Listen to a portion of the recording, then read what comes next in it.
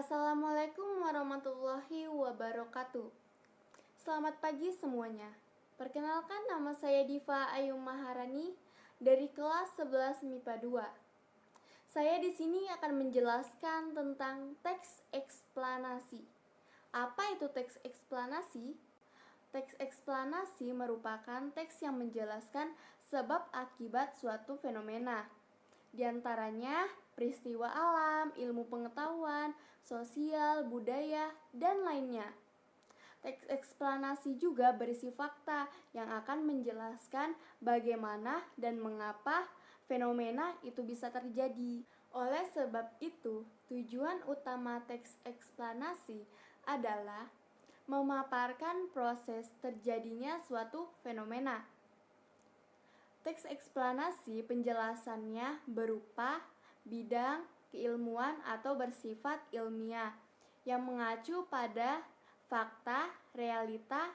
Nah, dari sini kita dapat simpulkan bahwa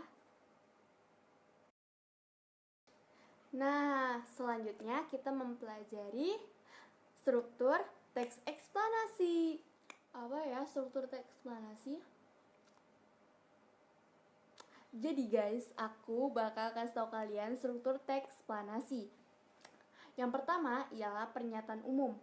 Yang kedua, deretan penjelas. Yang ketiga, interpretasi.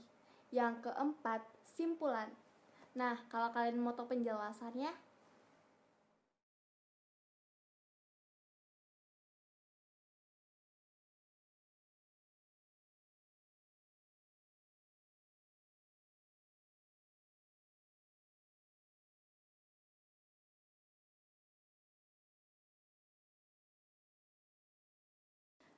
sekarang kita masuk ke dalam kaidah kebahasaan teks eksplanasi.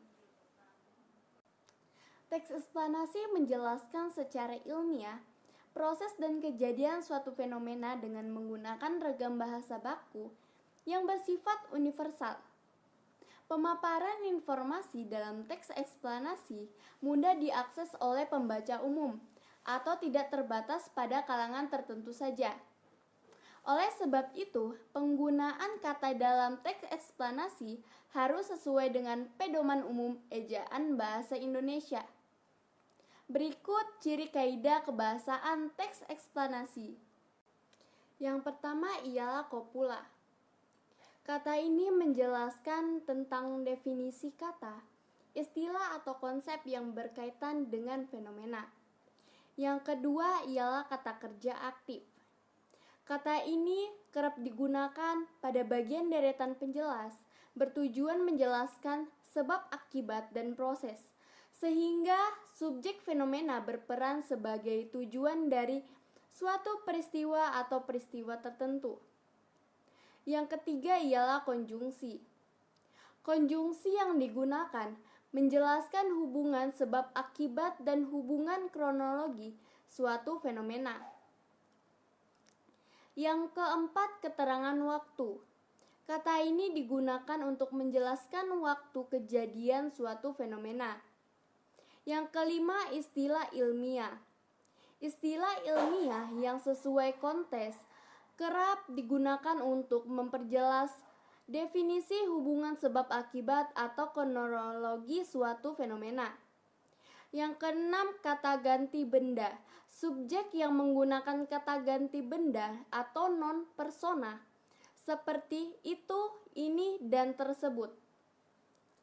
Teks eksplanasi juga hanya fokus pada hal umum seperti gempa bumi, hujan, badai, dan udara.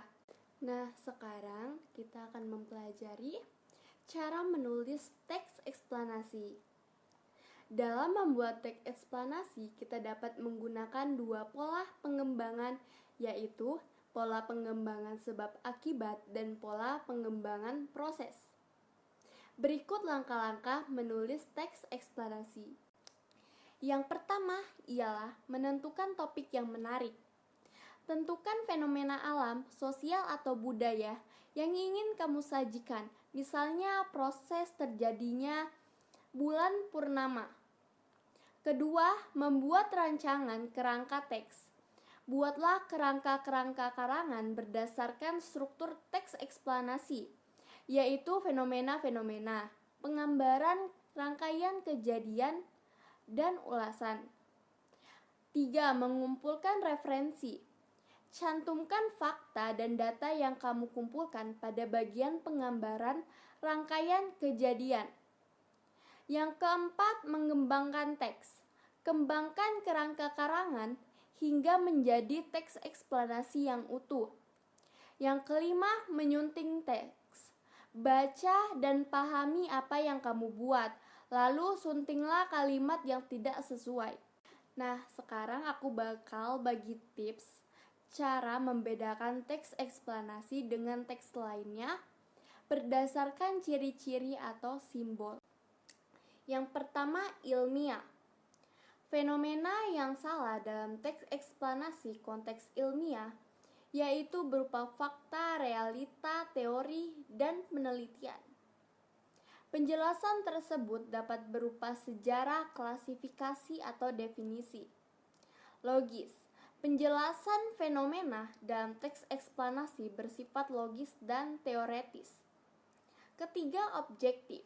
Penjelasan dalam teks eksplanasi dapat memberikan argumen yang bersifat objektif dengan didukung teori yang relevan, sehingga dapat dijadikan rujukan yang valid. Bukan teks eksposisi.